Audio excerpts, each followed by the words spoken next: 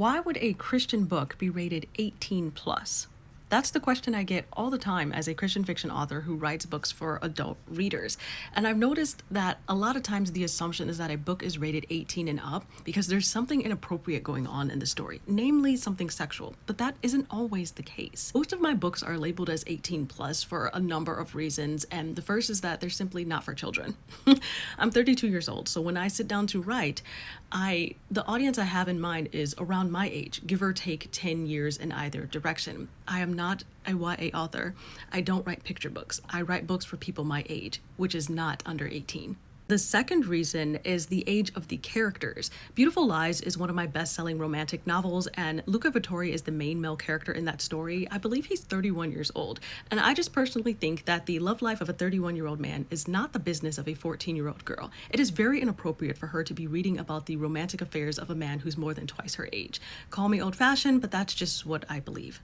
The last thing that I consider is the maturity of the story and the readers themselves. And this is very important to me because I'm a Christian author who writes dark romance for Christian women. I write mafia love stories about mafia bosses who fall for Christian women and end up giving their lives to Christ. I don't include foul language or erotic scenes in my story, but even without those elements, they are not for readers under 18 because it's about the mafia. That's a very mature topic. Younger readers may not have the proper discernment to separate fiction from reality. For example, Luca Vittori from Beautiful Lies actually kidnaps his love interest and holds her in his house. And you're probably wondering how this ends up being a Christian love story, but trust me, if you read the book, everything falls into place.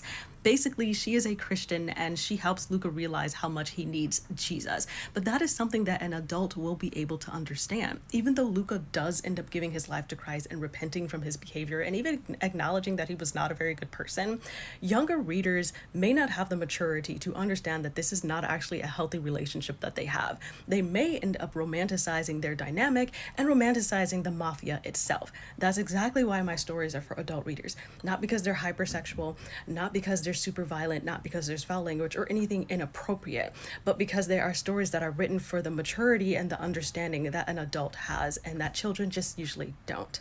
You can have adult fiction that is perfectly clean. Some things are just for grown-ups, even in the Christian market, and that's okay.